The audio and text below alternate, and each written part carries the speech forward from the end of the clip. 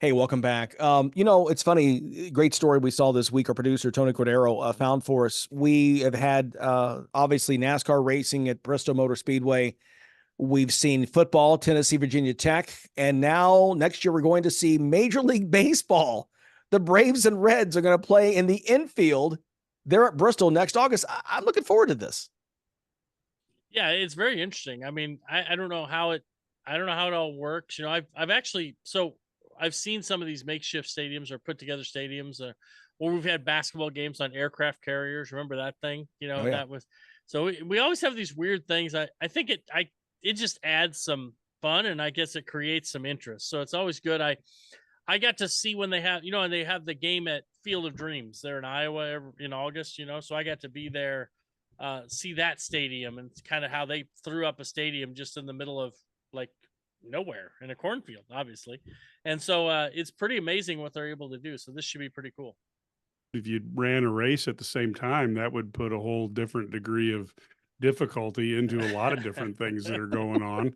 And the other thing is to make it fit inside of a stadium like that, you'd have to have some funky Fenway style walls, which would make it give it even more color. And then you have the possibility of a massive auto wreck if somebody hit a home run and knocked it into the windshield of a car. So I mean, there's a lot of things you could do.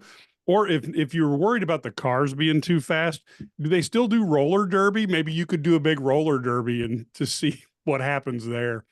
I don't know. And have a game within a game. Hey, by the way, whoever does 100 laps first wins, because how many of you are going to roll around for 200 miles? Exactly. Exactly. By the way, the largest crowd ever for an MLB game was actually an exhibition in LA back in 2008. Dodgers and Red Sox, 115,000 plus. They got 150 plus thousand in for that Tennessee Virginia Tech game. So we'll see what happens here. Bristol, Virginia is not Los Angeles. So we'll see what happens. We're looking forward to this. We saw him play earlier this year, the cool exhibition at Rickwood Field, the great historic Negro League. So many great athletes coming through there. The late, great Willie Mays playing there as a teenager back in the day. So I love when Major League Baseball does this. The season is so long. Find ways to spruce it up and get some attention. Larry, can you imagine the trick catches the Savannah Bananas could do? You have to run amongst the cars going 200 miles an hour and catch it behind your back. That would be fun. There you go. Yeah, exactly. Make sure that insurance is paid up. Yes. You're exactly. Victor Wembanyama almost led France to the big upset over Team USA in the gold medal game in Paris to close out the Olympics this weekend. And he's issued a warning now. I love the moxie this kid has. Yeah, he's got a lot of talent, and he's obviously going to be a great player.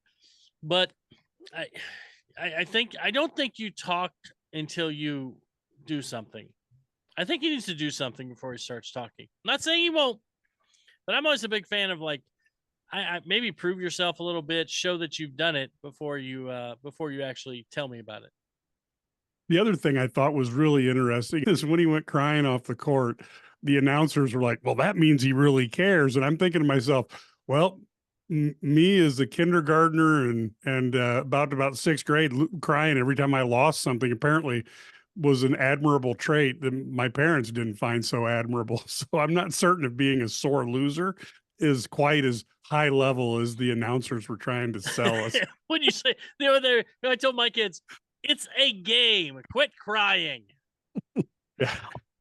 All of a sudden, Tom Hanks in A League of Their Own just doesn't make sense anymore. So I guess there is crying. That's basketball. Well, that's basketball. There's no crying. There you go. Crying in basketball. I stand corrected. Yeah, there you go. Exactly. Come on, Larry, get your sports straight. Yeah, I'm all confused. Exactly. So that's there's like crying. There's crying in basketball. Next thing you know, Larry's going to start wearing bow ties to swimming pools now. That's exactly. So that's right. Beware. It's coming soon. He'll get a clip on.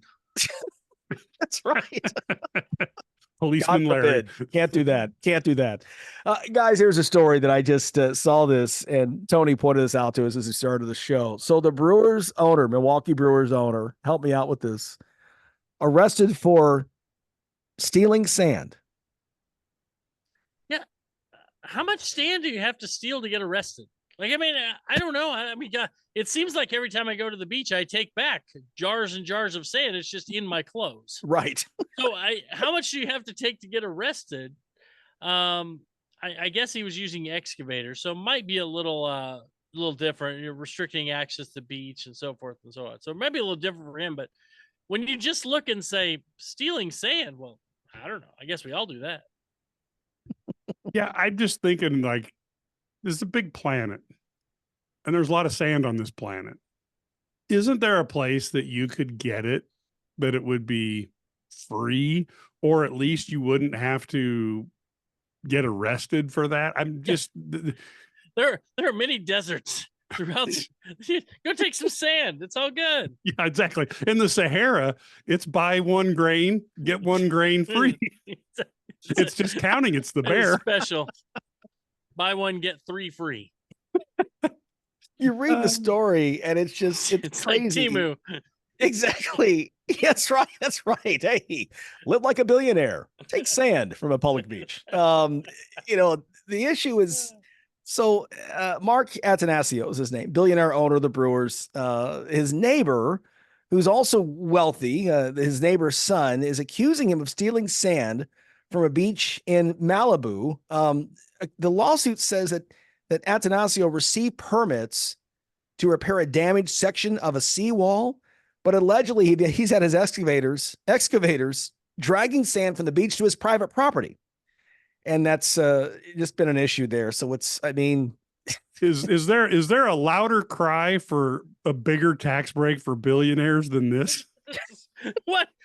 This is definitely first world problems. It really is. They stole my sand. They stole really my sand.